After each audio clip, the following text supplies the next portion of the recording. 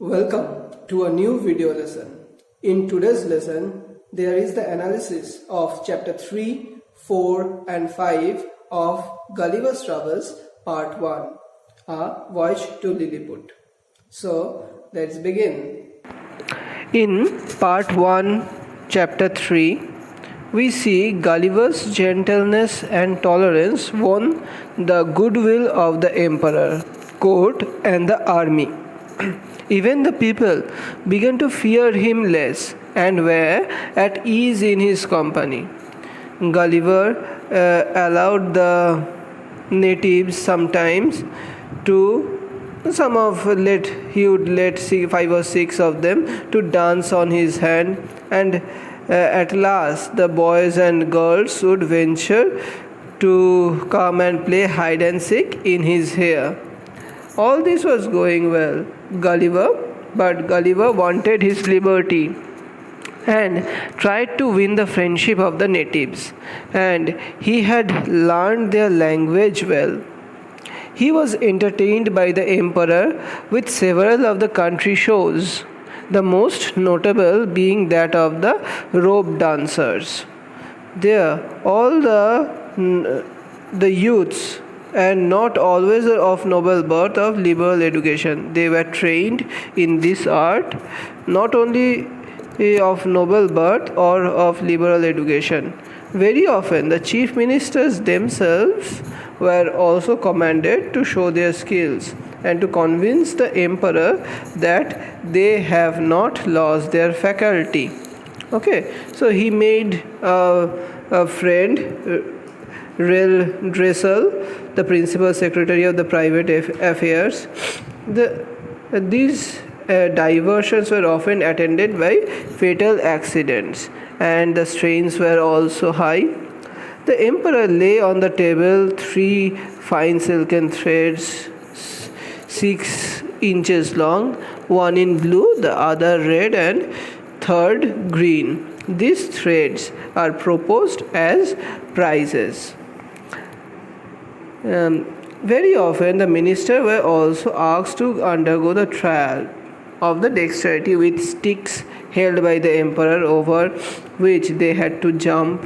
They were appropriately rewarded with the silken threads that I just mentioned, each color denoting a particular status.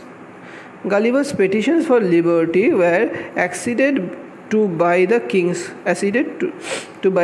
court. He had to fulfill certain conditions prescribed by the laws, which he agreed to, and his chains were unlocked. These portions of rules were read out to him, but in the meantime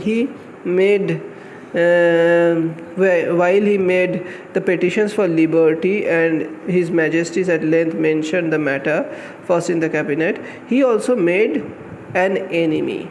His name was Skyresh Bolgolam, Bolgolam. Skyresh is Skyrresh.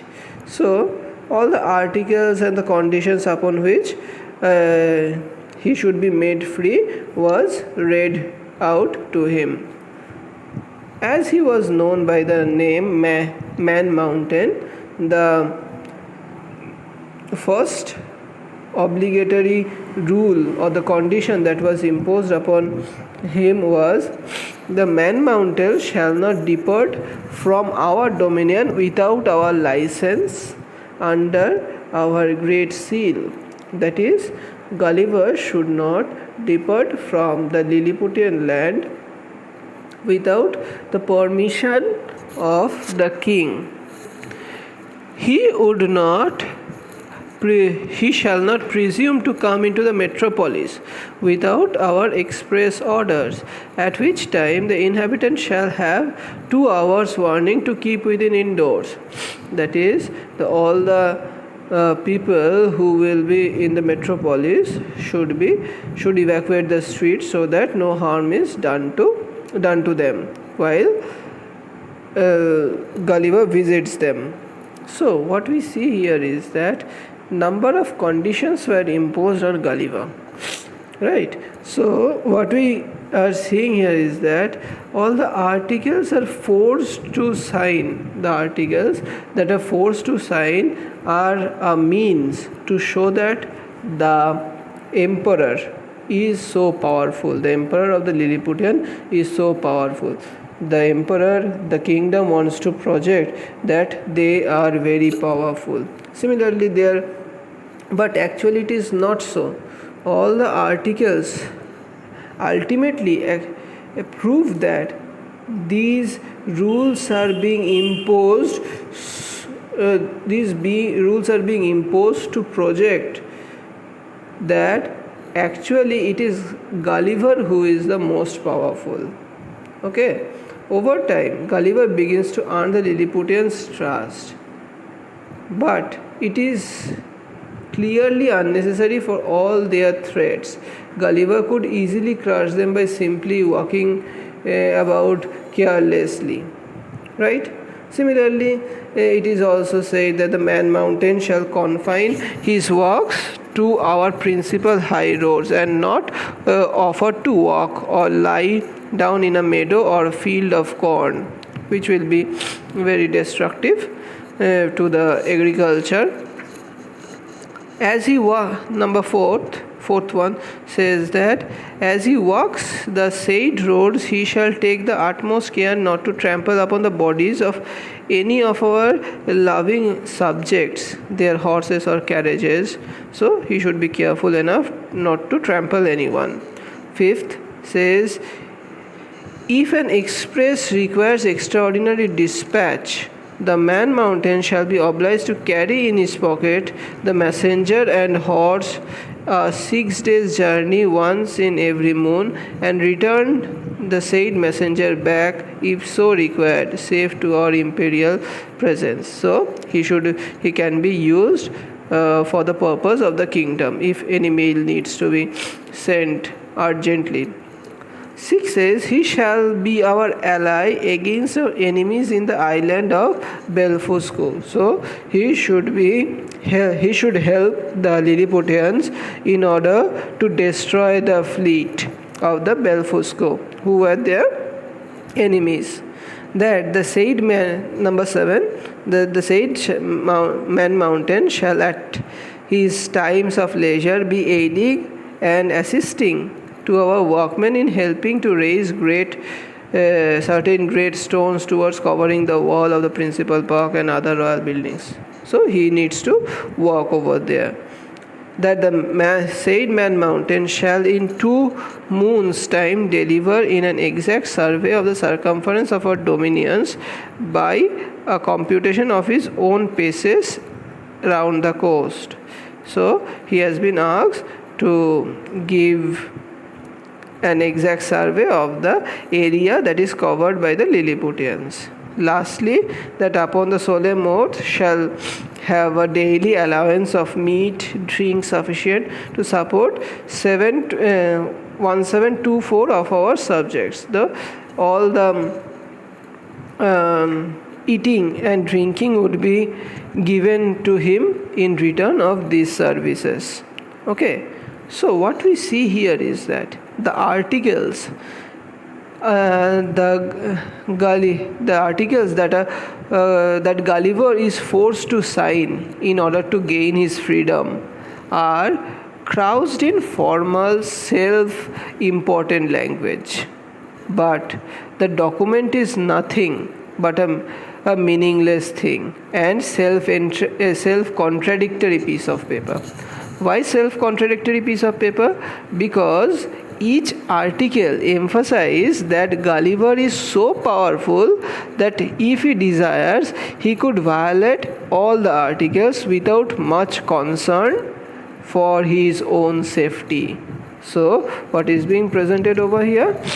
It is being presented as if the emperor, that is the kingdom, is doing him some favor by giving him the foods and drinking and everything, but they are feeding him in return of these laws, in return of these articles.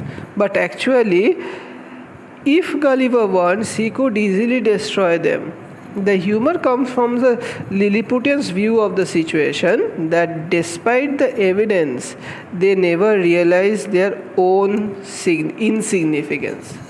They never realize their own insignificance.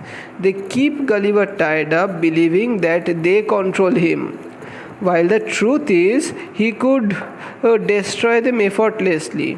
In this way, Swift satirizes humanity's pretensions of power and significance.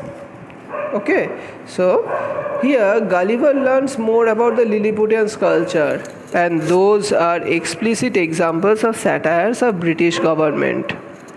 For example, Lilliputian government officials are chosen by their skill at rope dancing, which the Lilliputians see as relevant, but which Gulliver recognizes as arbitrary and ridiculous. The would-be officials of the emperor are almost literally forced to jump through the hoops in order to qualify for their position. Swift intends for the readers to infer that the England system is similarly arbitrary. Okay, so over time it is shown that the satire is on the people of home who are living in England and Europe, right?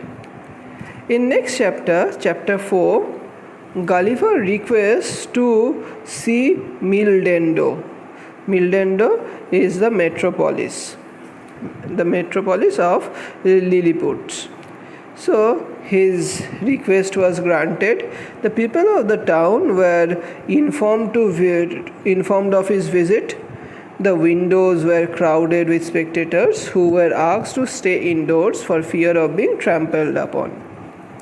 Gulliver went about his tour with great care. Shortly after his tour, he received a visit from the principal secretary of private affairs, who briefed him about the struggling parties in the empire. Okay, so who are the struggling parties of the empires? The Tramaxan and the Slamaxan. Trameckasan and Slamaxan. Slameckasan. Tramaxan and Slamaxan. Who are these? These are considered, these are the names of two struggling parties, identified by the high and low heels their shoes had. Okay, there was also a threat of invasion from the island of Belfusco, which was at war with Lilliput. The cause being the controversy over which end of an egg should be the more convenient to break, the big or the small end. So what has been compounded of this fact? That Tramaxans wore high heels who exceed in number, but the power is wholly on the Slamaxan side, who wore low heels. Okay, so what is this controversy? What is this controversy all about? The controversy is all about breaking the egg, on which end the egg should be broken. The ancient law for breaking the egg was to break the egg's larger end first, but the rule was changed to break the smaller end first. This happened when the present king's grandfather was a kid. When he was a boy, when the present king's grandfather was a boy, while eating an egg, while he was breaking the egg, following the ancient rule, that is following the breaking the larger end first, he cut one of his fingers, which led the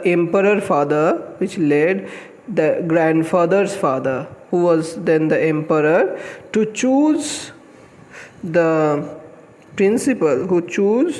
change the principle, commanding all his subjects upon great penalties if they do not break the smaller end of their eggs first.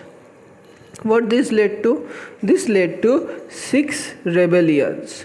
Almost 11,000 persons at several times suffered death, and one emperor also lost his life. The civil commotion constantly fomented by the monarchs of Blefuscu. Even the emperors of Blefuscu frequently sent ambassadors accusing of the Lilliputians to making schemes in religion and offending against the fundamental doctrine of the great prophet Lustrog, Lustrog. Whatever be it, all these things are ridiculous to its extreme sense. This led to bloody war and everything.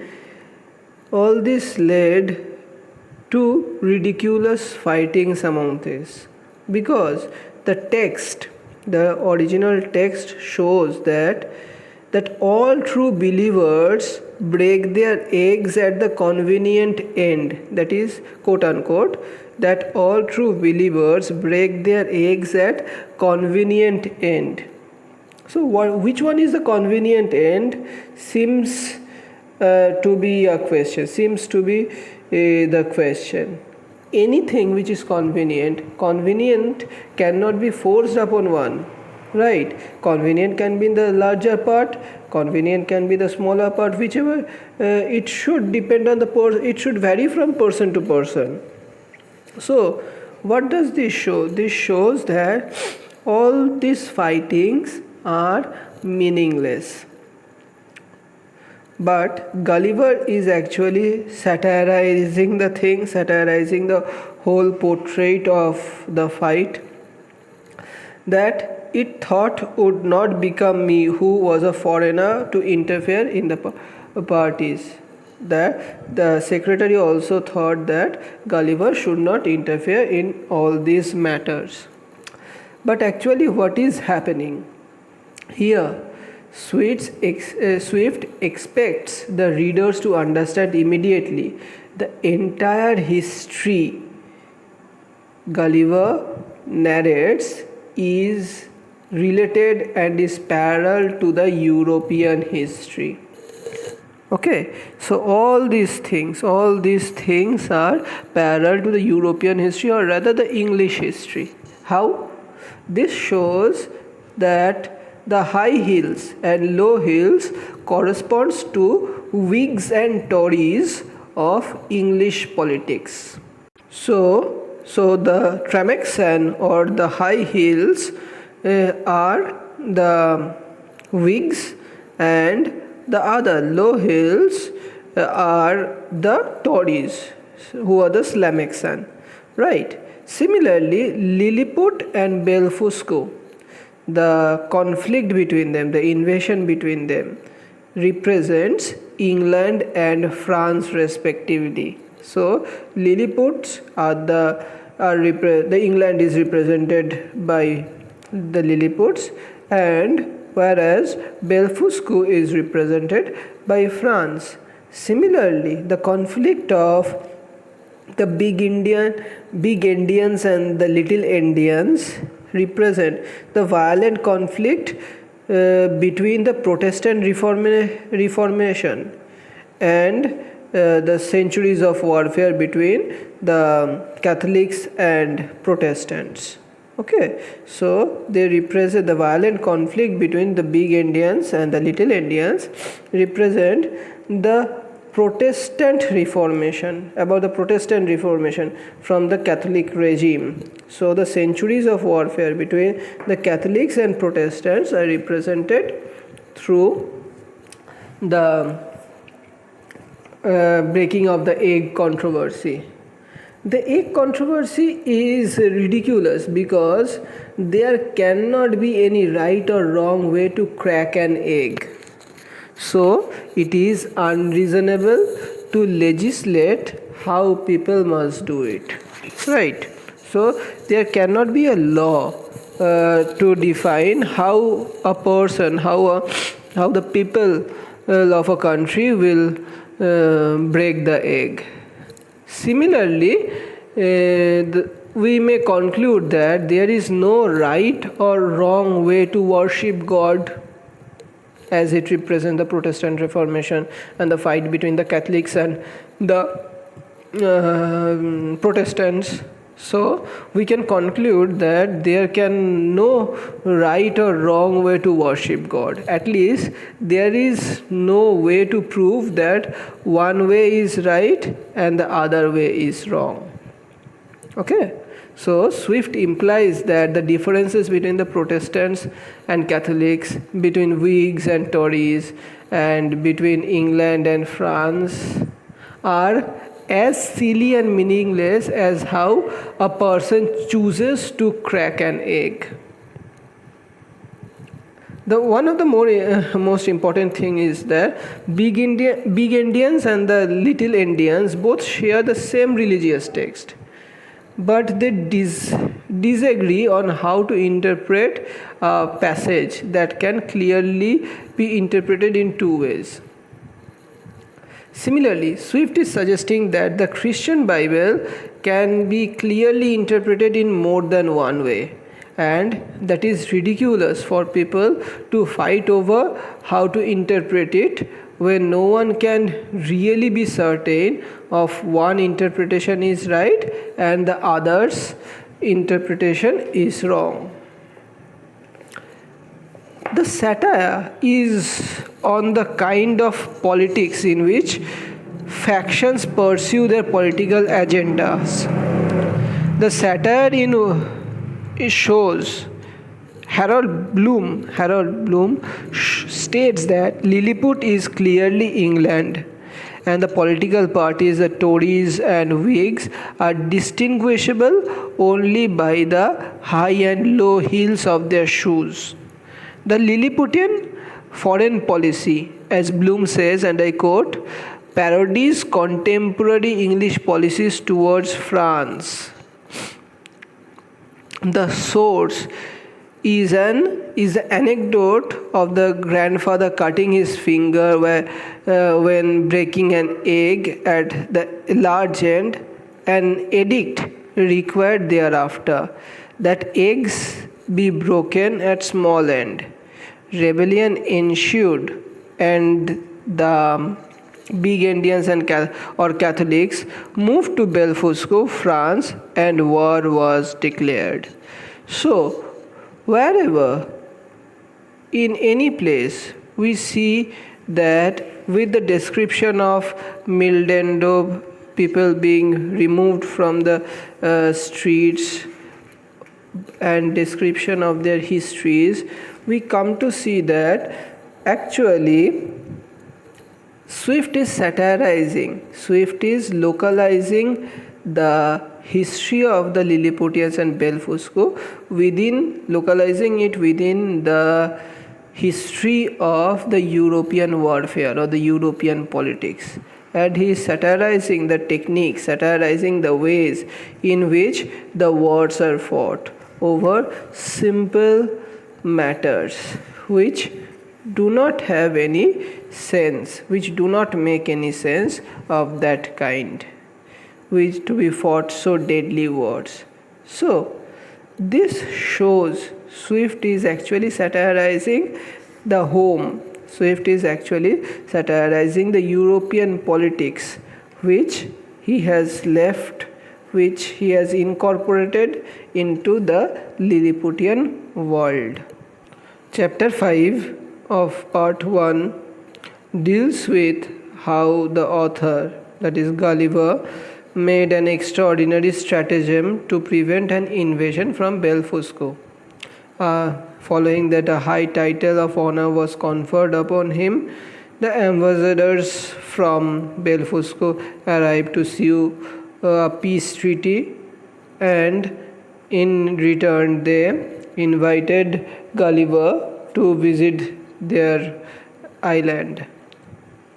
After that, the emperor's apartment was on fire by accident, and the author was instrumental in saving the rest of the palace.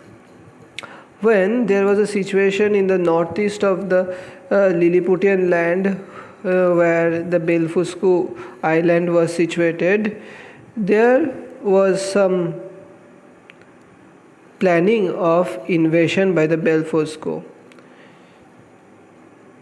Gulliver remained hidden from the coast. He did not moved around the coast, and he made a stratagem in order to, and he communicated his project of seizing the whole of the enemy's fleet, consisting about 50 men of war and a great number of vehicles, that is the ships which lay at the anchor. He gave orders for the men of great quality to bring the strongest cables and bars of iron. He made strong hooks from these and attached them to the cables. Gulliver walked to the fleet, and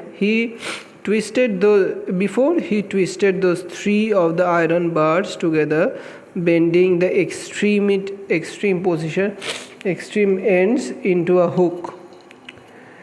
He thus fixed 50 hooks to as many cables, and he went to the north coast.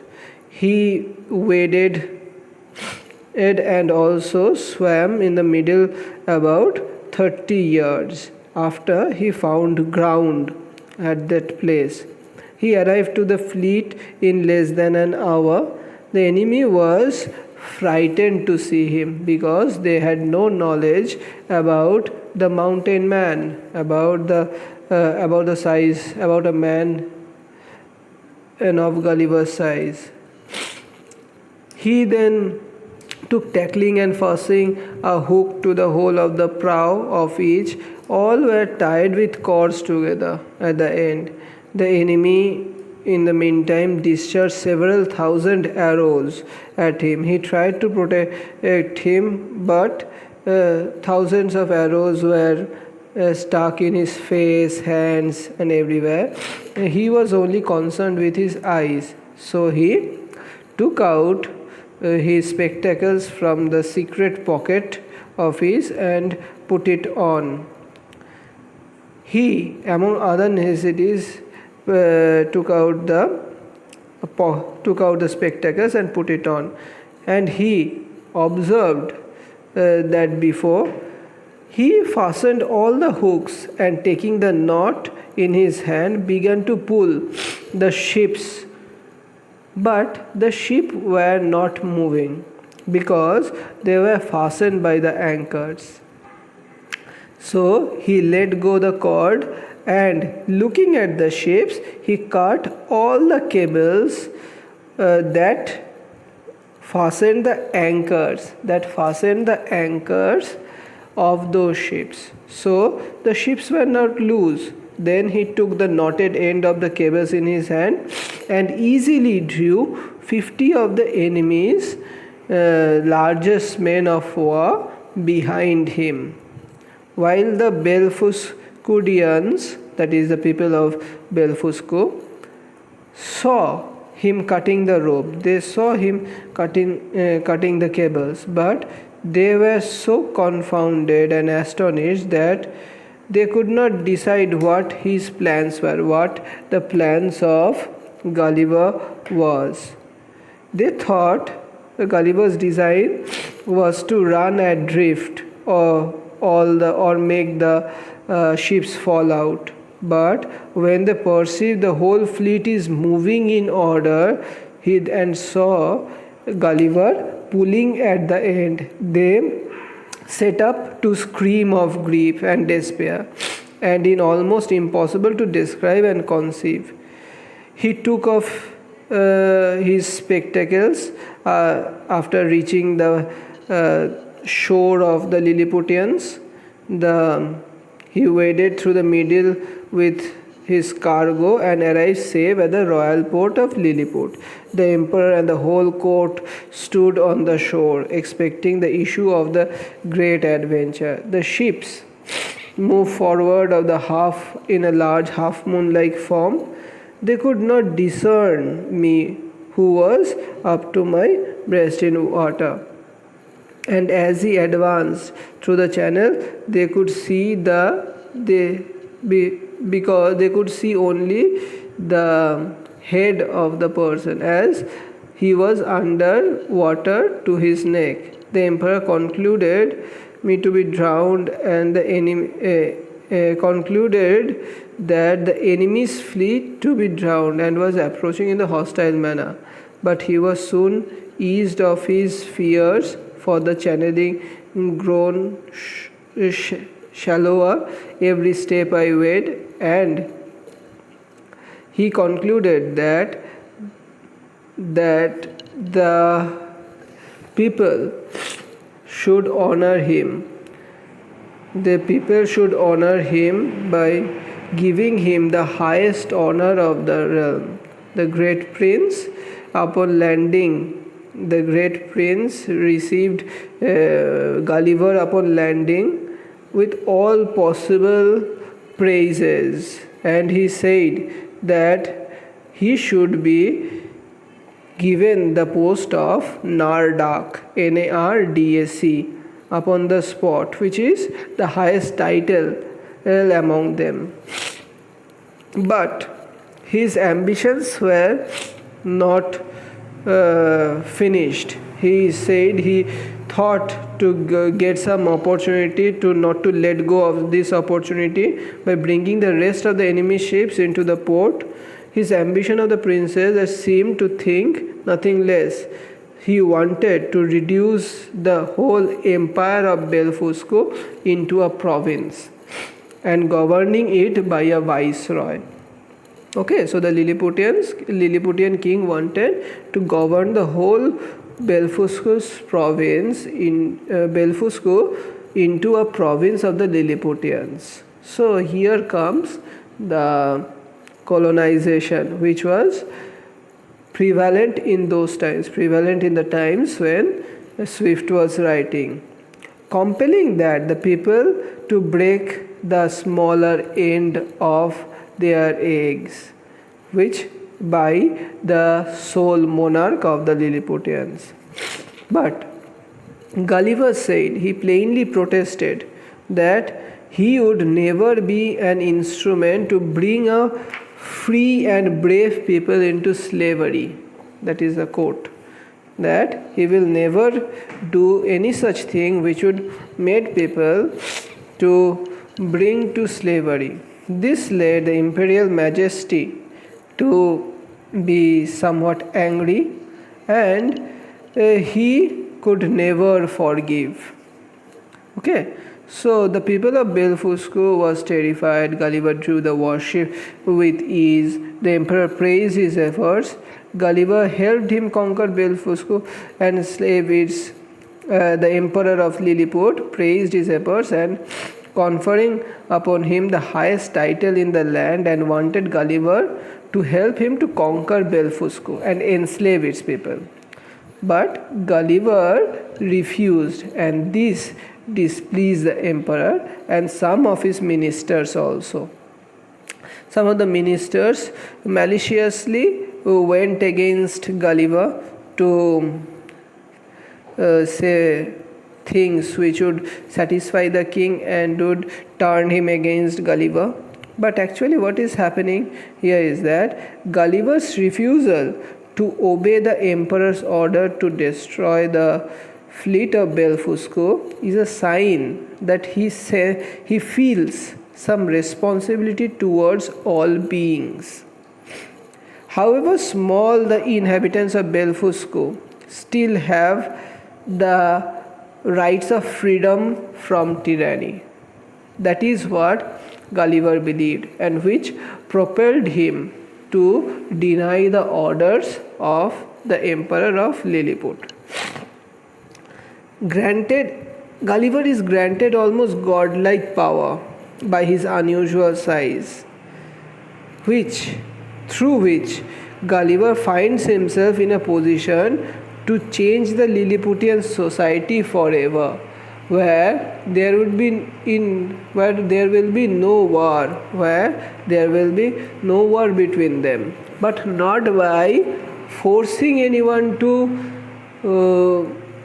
give up their throne, but by through peace treaties, but by through their bonding, but by through their peace treaty and love and cohabitation of the two empires, the Lilliputians and Belfusco.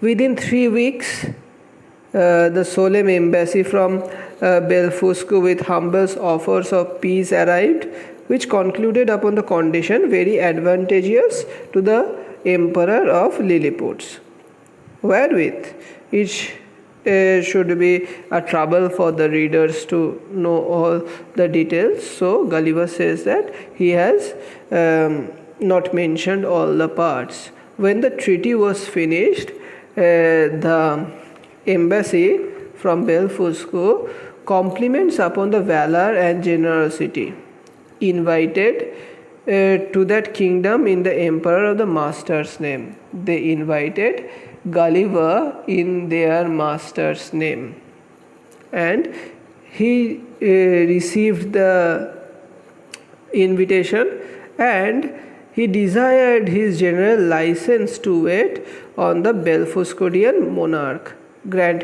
which was pleased to grant, as I could perceive in the very cold manner. The ambassador spoke to him with the interpreter of the languages of the both emperors about the Europe and all the nations priding itself upon antiquity, beauty and energy of their own tongue. And this shows how a peace treaty can be more influential in bringing two nations together than by destroying one another and bringing one another to be a slave of the others. The next half of this chapter shows that he was alarmed at midnight by the cries of many hundred people at his door, and this led to some kind of terror. He heard the word burglum, burglum, repeated incessantly. He made towards the court, where the Imperial Majesty's apartment was on fire because of the carelessness of the maid of honor, who fell asleep while she was reading a romance. He got up in an instant, and orders being given clear to make way for him, he shone like a moon. What he saw that many people have put on ladders to the apartment so that the fire could be extinguished, but the buckets from which the water was placed appeared to Gulliver was so small, and the water from which the place from where the water was taken was at some distance, so the fire could not be extinguished with ease.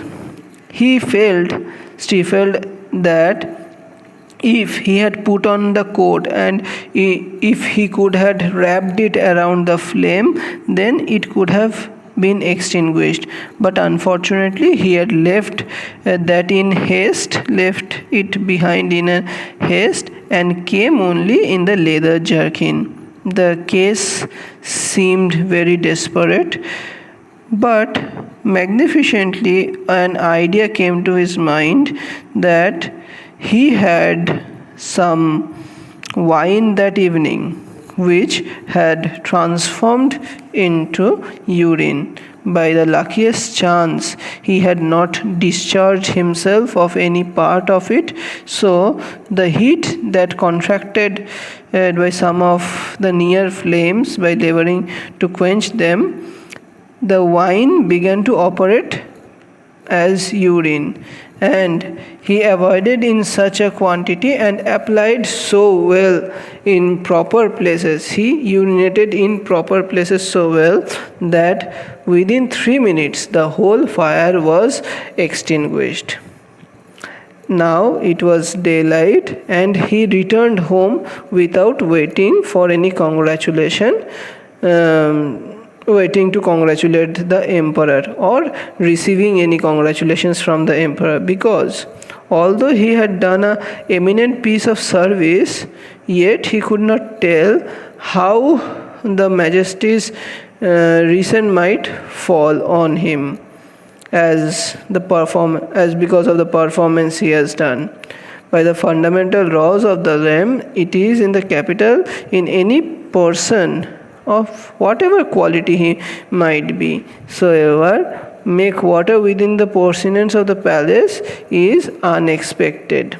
But he says that he was comforted by a message that was sent to him by the emperor, that he would ask the grand judiciary to pass a pardon in form to be given to him, so that he is not punished. Similarly, in the private, he was assured that the empress had great abhorrence of what was done, of what Gulliver had done, and empress had no intention of being in that palace, being in that part of the palace, or that part of the building should never be repaired for use of her.